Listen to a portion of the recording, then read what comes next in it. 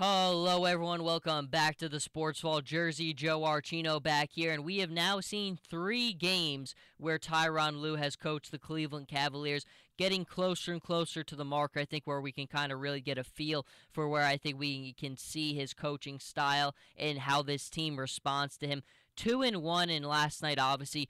Part of it was finally the flash and the fun that you wanted to see from the Cleveland Cavaliers. Now, it was a battle through and through until about the late third quarter, where Cleveland really started to turn it on. And again, just the final in that one last night, Cavs winning 115-93. And I thought the biggest takeaway that I had was exactly that: is you would have expected after David Blatt was fired and Tyronn Lue took over, the Cavaliers would have responded positively, but it was quite the opposite. The Chicago Bulls dismantling them. I mean, it was as one-sided a basketball game as I've seen all season for the Cavaliers. But since that time, they have beaten the Timberwolves narrowly, and now they got a big win over the Phoenix Suns, where they really held the competitive advantage for the most part in that game. And for Tyronn Lue, what you just need to continue to see is the team going in a forward direction. There is absolutely no room whatsoever to backtrack at all. If the Cavaliers start to go downhill at any point, then that is unacceptable, because you fired David Blatt. And why? Because the veterans weren't happy with David Blatt. But he was 30-11 in first place. He just brought the team to the NBA Finals. There were not a lot of reasons to fire David Blatt other than he wasn't really in good favor with the veterans on that club. But if you're going to fire a coach who's got that good of a record and has that team in first place, there is no reason that you should be going downhill. And if they do, again, life in sports is all about going forward. In college football, Brady Hoke at Michigan started off on a positive note, but it all went downhill from there. It went from winning to a winning record to losing record to losing record, and there is no time for that with the Cavaliers. Their window as it is very small. I mean, the Golden State Warriors right now, to me, are unstoppable. I don't think that there's any team in the NBA who can beat them in a 7-game series, not even the Cavaliers with LeBron James. I just don't think it's going to happen. They're too well balanced. They have too much speed, and they have just too much of everything.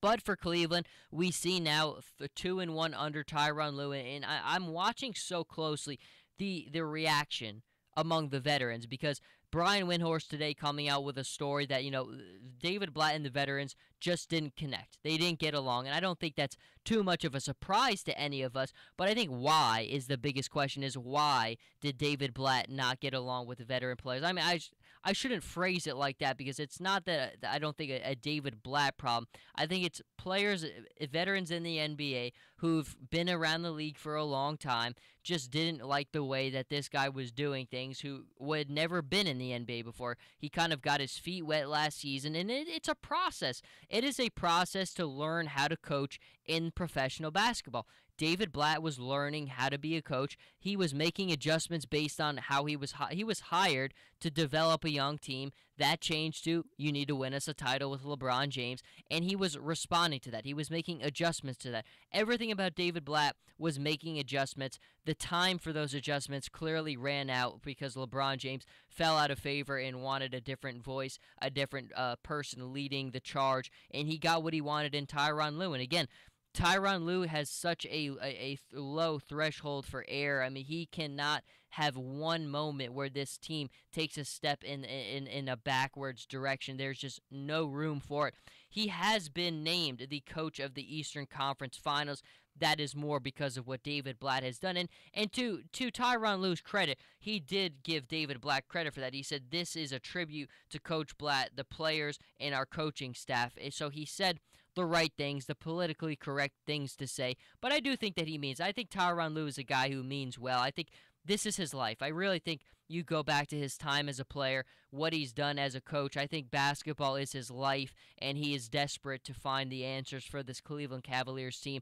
Unfortunately for him, again, I just don't think those answers are going to come. I think that the Golden State Warriors are too talented. I don't think anyone's going to face them. I do have the Cleveland getting back to the NBA Finals, but I just don't think that they can defeat the Golden State Warriors in a 7-game series. I don't think anybody can right now. They're just the top of the league. They're top class in every way, and they create so much separation by hitting all their threes that it's just so hard to play and stay on the same floor with them for a significant period of time. And they're young, they travel well, they're well rested. I don't want to make this a segment about the Golden State Warriors are so good because I could spend 10 minutes on that alone, but I think at its core, the biggest things here is continuing to evaluate the team under Tyronn Lue. Now, obviously, another big thing from last night is Kevin Love having his best game so far under Tyronn Lue as the head coach. I mean, there's only been 3 games, but it's the best one that he had 21 points and 11 rebounds. And that's always the question with the Cavaliers is how do you get Kevin Love more involved? How do you get the offense to click more and get him more looks, get him more involved in the spacing and the rotations of things? And that is always going to be a big thing, but the biggest thing for the Cavaliers that I truly believe, and Tyronn Lue alluded to it after the loss to the Bulls on Saturday, is pace, tempo. This is a team that has to play faster. There's no question about it. There were some people who said they believe that one of the reasons that Blatt and LeBron kind of had this disconnect is because Blatt wanted them to push the tempo more. He wanted them to play faster, and LeBron didn't want to do that. I'm here to tell you that if they hope to beat the Golden State Warriors, their only option is to get faster. They have to play with a higher tempo. They have to play faster. That is the only way that you're going to beat the Golden State Warriors, is matching them with tempo. And that's why I think the San Antonio Spurs are the second best team in the NBA, but they can't get past the Warriors is because they are a largely old group with young players like Kawhi Leonard, who's one of the top class players in the league. But the only way you're beating the Warriors is by matching them with tempo. Right now, the Cavaliers are not fast enough to stay on the same floor. We saw it a couple weeks ago, last Monday, the complete and utter thrashing, which I think kind of started the process of getting David Blatt canned, was that loss to the Warriors. But still, I don't think that Cleveland is better prepared today to beat them than they were last Monday.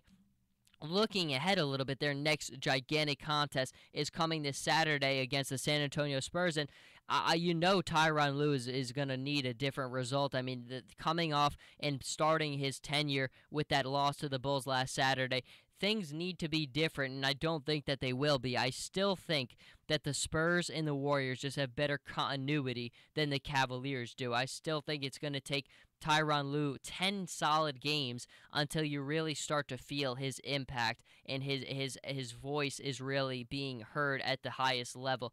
I think the Spurs they had that very crushing loss to the Warriors. Tim Duncan didn't play in that game.